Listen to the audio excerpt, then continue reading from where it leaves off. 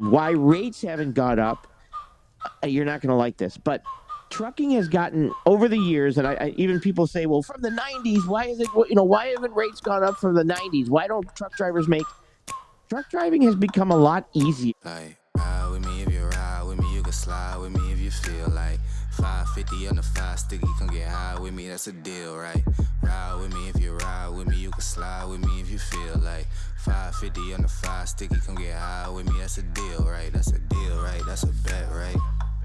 That's a bet, right? That's a deal, right? That's a deal, right? That's a bet, right? That's a deal, right? That's a deal, right? That's a bet, right? That's a deal, right? That's a deal, right? Truck driving has become a lot easier. I know you don't want to hear that. Now people are going to argue with that. But when I started driving in 1998, we had to shift gears. I had to read a map. I didn't have a GPS. I drove a cab over. I didn't have a TV set and a refrigerator and a small studio apartment. We didn't have a lot of these other things. As we make truck driving easier and easier with automatics, with GPS, with I didn't have any sensors that told me I was driving out of the lane, right? So basically, the easier you make truck driving, the more people that come into truck driving, you now are bringing in more of that capacity to come in and drive these trucks. Yeah, so it's not supply and demand. So, yeah, that's a great question that he asked right there, too. But basically, yeah. So you're basically saying the barrier of entry is just so low at this point, and the skill of being a trucker is just not there anymore. Correct. Yeah. So just think about it. Any job that is made easier and easier and easier and easier, we don't pay more money for, right? Yeah. If you are in a job that automation is doing 30, half of the job that you're doing, why are they don't pay as much money anymore as the job gets easier and easier to do. Like when you're not shifting gears, right? You're not, your engine's downshifting for you. You don't have to worry about missing a gear going down a hill and ending up in a thing, right? So that's a lot of, okay, so explain why I love these questions. Yeah, that's a great question. Have brokers' gross income increase 18% average over the same time? Okay, I can explain that.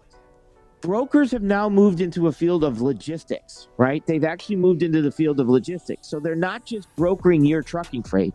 A freight broker could be handling everything from freight from Mexico, from Canada, cross-docking, tariffs. They now have 3PLs and 4PLs. So they're handling warehousing, they're handling rail spurs, they're handling stuff coming in from China, they're handling the ports. So if I were to go to you and say, hey, I have something I have to get from China shipped to me, could you do that? Probably not. But freight brokers have now come to the part that they have to handle all of the dispatching of the truck, including warehousing, including rail services, including air services, including container services, overseas services.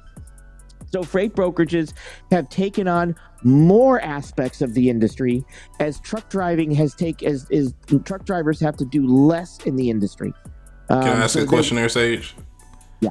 Would it be safe to assume, and I hate to cut you off because you were really cooking there, but is it safe to assume that brokers have kind of taken more of the overhead costs too with that gross income increase? Correct. Yeah. Have and understand that I have, like when I had my brokerage, like I said, which I just recently moved over to become an agent, my insurance, I had contingent insurance, which cost me $30,000 because I had to carry $5 million liability and 250 cargo. Contingent cargo, right? Yeah. You now have brokerages that are fronting the money. I front the money to you guys before I'm going to be paid, right? So now I'm now a factoring service. So you're seeing logistics companies and brokers becoming full 3, 4, 5 PL broker, logistics services for shippers. That to the point that here's another example. You have brokerages that supply TMS and 3PL services software to shippers, right? They actually give, like, I have one of my customers has a 3PL that handles all of their invoicing and gives them software. Wow. So the software so that they can keep track of the shipments. I can keep track of the shipments. I mean, there are customers that I don't handle them anymore. I used to know when they needed their freight before they know they needed their freight, because I see the algorithm saying, hey, you're going to need another shipment of this. I'm going to go ahead and start the process for that. Right. So you're seeing brokerages making more money because they're doing more things. They're literally doing more and providing more value on a larger basis, and even setting up last mile and like that, where they didn't do this stuff before. So as they do more, they make more money. All right.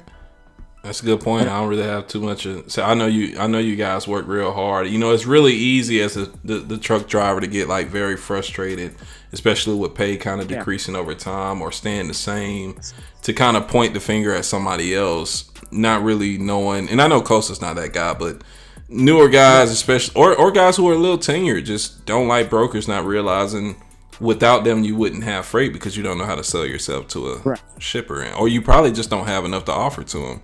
Because if I'm shipping out 150 loads every single week and you got one truck to do 3 of them, you're not really a necessity to me. You know what I'm saying? A lot of times that I'm handling the inbound and the outbound traffic for my shipper, right? And it's not just outbound. It's not just outbound. It's like inbound raw product coming in, outbound manufactured product going out. I need to know when the raw product needs to get there and stuff like that. Where's the raw product coming from? So it's understanding that logistics, in the big picture of logistics, is it just does way more nowadays than it used to do. It especially when we do have so much stuff coming in from Mexico, Canada, you know what I mean, and China, and other countries. Either way, man. Yeah.